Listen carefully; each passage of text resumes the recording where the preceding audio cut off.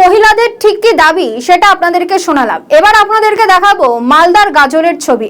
সেখানেও সেই একই ক্ষোভ, একই দাবি যে কয়েকজনের অ্যাকাউন্টে টাকা ঢুকেছে, কয়েকজনের অ্যাকাউন্টে অন্নপূর্ণার টাকা ঢোকেনি। অন্নপূর্ণা যোজনার টাকা না পেয়ে মঙ্গলবার গাজল ব্লক প্রশাসনের অফিসের সামনে বিক্ষোভ দেখালেন গ্রামের মহিলারা। পরিস্থিতি সামাল দিতে ঘটনাস্থলে ছুটে আসেন পুলিশ। তারা রীতিমতন ক্ষোভ উগরে দেন। গাজলের বিডিও সুমন ঘোষ, গাজলের বিধায়ক চিন্ময় দেব বর্মনের আশ্বাসে বিক্ষোভ তুলে নেন মহিলারা। জানা গিয়েছে গাজল এলাকায় 15টি গ্রাম পঞ্চায়েত 1 জুলাই থেকে 3000 টাকা করে পাচ্ছেন মহিলারা।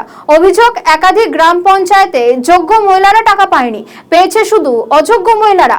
গত 2 মাস ধরে টাকা পাচ্ছেন না তারা। আর এই নিয়ে রীতিমতন ক্ষোভ উগরে দিয়েছেন মহিলাদের একাংশ। সব ব্যক্তি তাদের এই মুহূর্তে পাবেন না, তারা তাদের পরবর্তীতে ভোটার লিস্টে নাম উঠলে তারা পাবেন। ইতিমধ্যে যদি কেউ ট্রাইব্যুনালে আবেদন করে থাকেন, ইতিমধ্যে যদি কেউ সিএ পেয়ে থাকেন, তাহলে সেই ডকুমেন্টস জমা দিলেও কিন্তু তারা পাবেন। দ্বিতীয়ত হচ্ছে যারা ইনকাম ট্যাক্স পে করেন বা যাদের অর্থবান বা বড়লোক ইত্যাদি বলে যারা চিহ্নিত এলাকায়, যাদের বড় বাড়ি আছে, গাড়ি আছে ইত্যাদি, তারাও কিন্তু পাবেন না।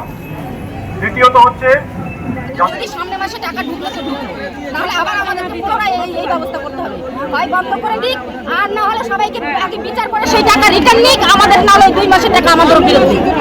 সামনে মাসে যে 1 মাসের টাকাটা আমাদেরকে দিতে চেয়েছে, আমাদেরকে 2 মাসের টাকা পুনরায় আমাদের হিসাব করে দিক।